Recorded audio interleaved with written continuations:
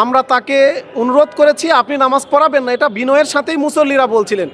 এই কথা বলা মাত্র তার মাদ্রাসার স্টুডেন্টরা নির্মমভাবে মুসল্লিদেরকে পিটিয়েছে। আসসালামু আলাইকুম, দেশবাসীকে আমরা এই ঘৃণ্য হামলার নিন্দা জানাই। আসলে আজকে আমরা অবাক, স্পিচলেস।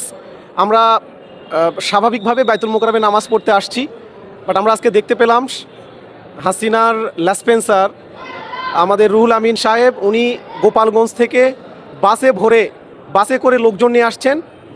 সকাল 11টা থেকে তারা পুরা বাইতুল মোকাররমের ভিতরের চত্বরটা তারা ঘেরাও করে রেখেছেন।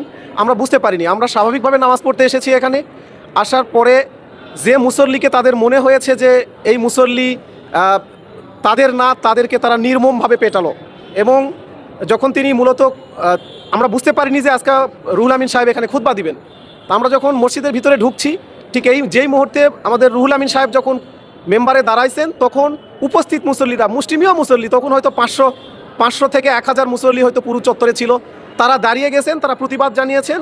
যখন এখনও শহীদের রক্তের দাগ শুকায়নি, এখনও অসংখ্য ভাই হসপিটালে আহত, সেই অবস্থায় এই লেসপেন্সার, এই দালাল এখানে নামাজ পড়াতে পারেন না।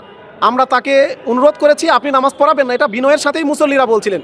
এই কথা বলা মাত্র তার মাদ্রাসার স্টুডেন্টরা নির্মমভাবে মুসল্লিদেরকে পিটিয়েছে। পুরো বাইতুল মোকাররমের সকল দরজার ভাঙচুর করেছে, তারা পাইপ দিয়ে জুতার বক্স তুলে পুরো আমাদের এই মসজিদ চত্বরকে তারা আক্রমণ করেছে। আমরা কিংকর্তব্য বিমূঢ়। গোপালগঞ্জের 500 লোককে ঢাকা শহরে ড্রেনের মধ্যে রাখা আমাদের কোনো এটা 10 মিনিটের ব্যাপার, বাট আমরা একেবারে অপ্রস্তুত। তারা গোপালগঞ্জ থেকে এসে এই ঘটনা ঘটাতে পারে, এইভাবে দখলদারিত্ব করতে পারে, আমরা অবাক। আমরা আসলে ভাষা হারিয়ে ফেলেছি। আপনারা এখন পুরো মসজিদ চত্বরটা ভিজিট করে দেখবেন কি পরিমাণ তাণ্ডব চালানো হয়েছে। তা আমরা সরকারের প্রতি একটা আহ্বান জানাই, হাসিনার বড় বড় দালালরা যখন গর্তে লুকিয়েছে, তখন রুহুল আমিন সাহেব কোন শক্তি বলে গোপালগঞ্জ থেকে লোক ভাড়া করে নিয়ে এসে রাজধানীর হার্ট আমাদের কেন্দ্রীয় মসজিদে, সেন্ট্রাল মসজিদে, জাতীয় মসজিদে এই হামলা করতে পারে। আমি সরকারের সংশ্লিষ্ট কর্তৃপক্ষের কাছে একজন মুসল্লি হিসাবে, একজন নাগরিক হিসাবে আমরা অসহায়ত্ব প্রকাশ করছি। যদি আইন আমাদেরকে হাতে তুলে নিতে হয়, সেটাও সরকারের পক্ষ থেকে বলতে হবে যে আজকে কি ঘটনা ঘটতে পারত। চতুর্দিকের মুসল্লিরা যদি গোপালগঞ্জের লোকদেরকে আটকাইতো, আজকে এই মসজিদ চত্বরের শত শত লাশ পড়তো। আজকে মুসল্লিরা ধৈর্য ধারণ করেছে, তারা বুঝে উঠতেই পারে নাই। বুঝে ওঠার আগেই একটা ঘূর্ণিঝড়ের মতো এসে গোপালগঞ্জের লোকরা ঢাকাবাসীকে পিটিয়ে গেল, মুসল্লিদেরকে পিটিয়ে গেল। আমরা জানতে চাই সুনির্দিষ্ট কে তাদেরকে ইনভাইট করলো, কোন শক্তি বলে। সরকারের কোনো গোয়েন্দা সংস্থা এটা জানে কিনা, মসজিদ কর্তৃপক্ষ জানে কিনা, ইসলামিক ফাউন্ডেশনের কর্তা ব্যক্তিরা জানে কিনা, ঢাকার কোনো লোকজন জানে কিনা, কারা এই কাজটা করলো। আমরা সরকারের কাছে তদন্ত চাই, এবং তদন্তের নামে যেন কালক্ষেপণ না করা হয়।